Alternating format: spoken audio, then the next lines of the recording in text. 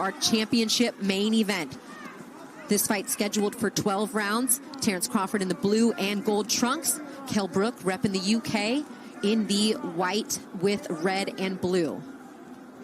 And right away, you see Terence Crawford starting in the orthodox stance, but he will switch, arguably the best to ever do it, between southpaw and orthodox. Fighting a lot more recently, Chris, in that southpaw stance, but here he is starting in the orthodox. Yeah, I'm surprised actually to see him coming out orthodox. I expected him to come out southpaw. I think Kell Brook probably expected him to as well. There you see that jab from Kell Brook. He actually has an excellent, excellent jab. Uses it very well. Is very active with it, is Kell Brook. So that's going to be a big weapon for him, especially early on. Sure is, and it's something that Crawford and his team are aware of, telling us in our fighter meetings this week. Terence saying, I see him trying to out-jab me and time me and continue to jab before me, but I have a pretty strong, pretty quick jab as well. We saw a lot of that in that fight against Postal, who a lot of people talked about Victor Postal's jab, and Crawford beat him to that. So we'll see which game plan prevails here, as the 1-2 of Brook is also a beautiful, a thing of beauty to watch.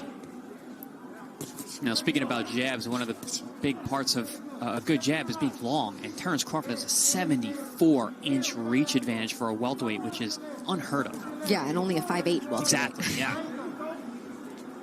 We talked about Brook's resume, getting him to this point. Some people saying the best opponent that Crawford has faced, being that he beat Sean Porter to win that welterweight world title in 2014.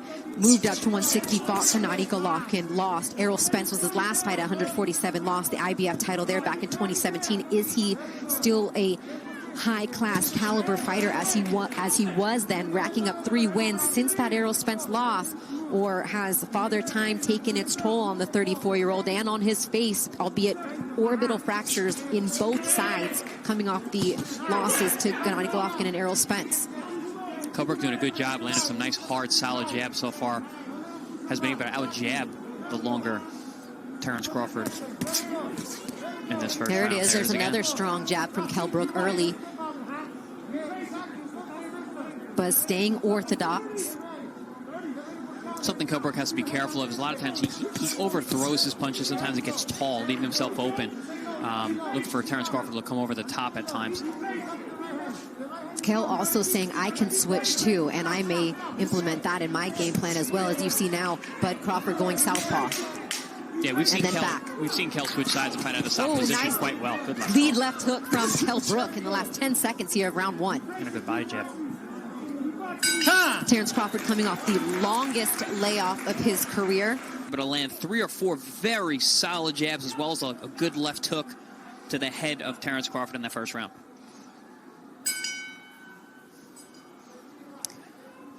You had mentioned starting slow against Kavaliauskas, did Crawford in his last fight.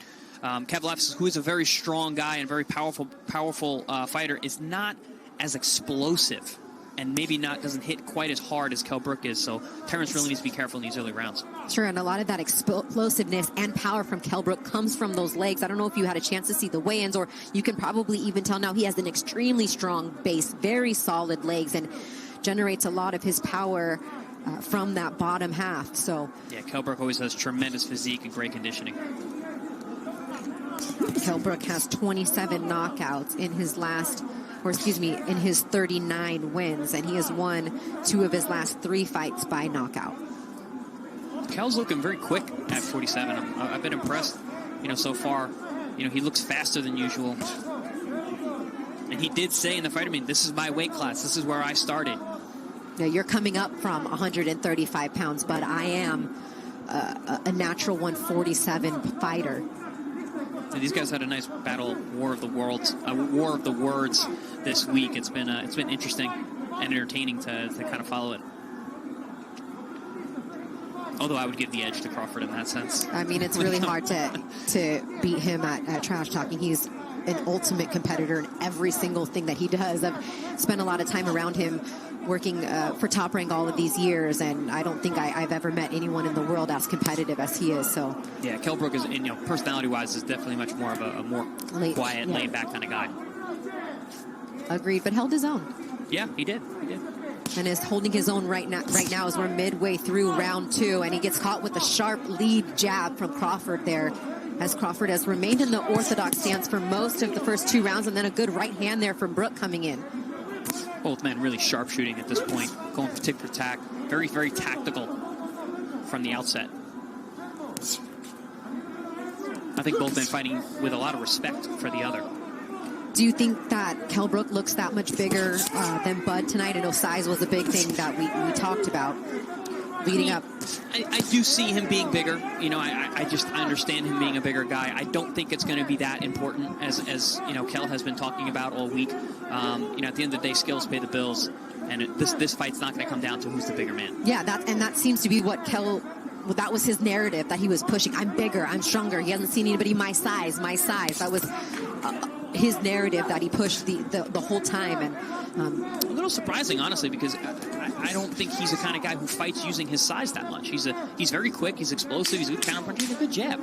He's not a physically, you know, demanding pressure fighter who's going to use his physical girth or size to push you. And this has been a little bit of a chess match here through 2 rounds, but I think I was more concerned about the size when Crouford moved up to welter to fight Jeff Horn. Round 3 scheduled for 12. Christina Poncher and Chris Algieri here with you. Our main event of the evening, pound for pound, one of the best fighters in the world. ESPN's pound for pound #1. Terence Crouford against Kell Brook. Now, if you notice, we got a great view right here looking at the feet. We're seeing a southpaw orthodox, and you're seeing both men battling for that outside position. That's very, very important when you are fighting an opposite stance, to make sure that you have the outside position. That's the dominant position when you're fighting an opposite stance. See that what happened just there. Kell Brook pulling back with his chin up in the air. That's where he really needs to be careful with the reach and the timing of Terence Crouford as you're pulling away. Crouford giving him a different look here, starting this round for the first time in the fight as a southpaw. The first 2 rounds were as orthodox as used. Take a look at some of the punch stats. A 36% clip landed for Kell Brook. About the same amount of punches thrown there. And that right strong hand jab from Crouford in this southpaw position is where he's very comfortable with that. His strongest hand out in front, as you see him throw it there to the body and then doubling it up back up top. Yeah, he definitely seems to be way more comfortable out fighting out of southpaw stance. We've seen it more in recent years, him starting fights from that, fighting entire fights out of the southpaw position. Which is why I'm surprised he's always still listed as an orthodox fighter, because as of late, just to your point, he's done so much work. If you kind of logged the minutes, I know things starting to heat up here in round number 3. Terence Crouford in the States before the bell, a minus 1,100 underdog, meaning you'd have to bet $1,100 on Terence Crouford to win 100. Chris and I were talking about, you know, earlier in the week it was 7-1 odds. We were like, wow, I can't believe Brook is that much of an underdog. He doesn't look it here yet through 3 rounds, but Crawford's starting to get his respect. That strong right jab, having some success here in round 3 in that, southpaw position. For the people at home, they might not think a whole lot is going on, but there is a tremendous amount of tactical work from both men right now. Nice right hand there from Brook and a counter from Bud. All these shifts and movements and feints. Big right hand from Crouford at the 10-second mark in round 3. Things are heating up here. Nice combination from Crouford. Then he goes down to the body as we see things start to turn up here a little bit. And that was a strong finish to round 3, something that is very important in your opinion, Chris, as we call these fights in the eyes of the judges, to make an exclamation point there at the end of a round. Yeah, that was a much better round for Crouford.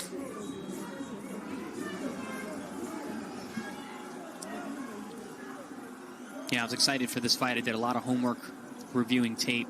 You know, and I did see a number of things that Kell Brook does that actually falls right into the hands of Terence Crouford. I was hoping that he was going to come in here understanding that. It seems like he has so far, but as the rounds go on, more of who you are starts to show up. Back in the southpaw stance as he started round 3 again here in round 4. There's a minor little swelling abrasion on the right eye of Crouford as he gets tagged, as I say that, by a left hand of Kell Brook. Their heads sliced together at some point too. I think both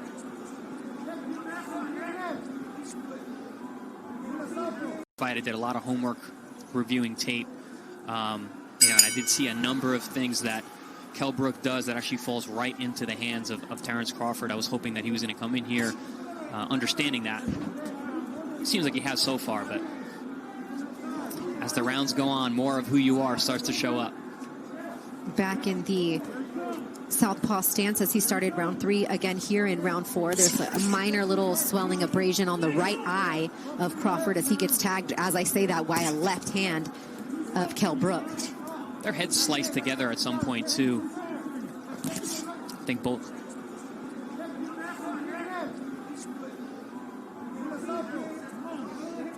And maybe that was caused by that clash of heads. Here we go again. Kell Brook, the rope. Big shot from Crawford. 5, and 6, that is a knockdown. 7, 8.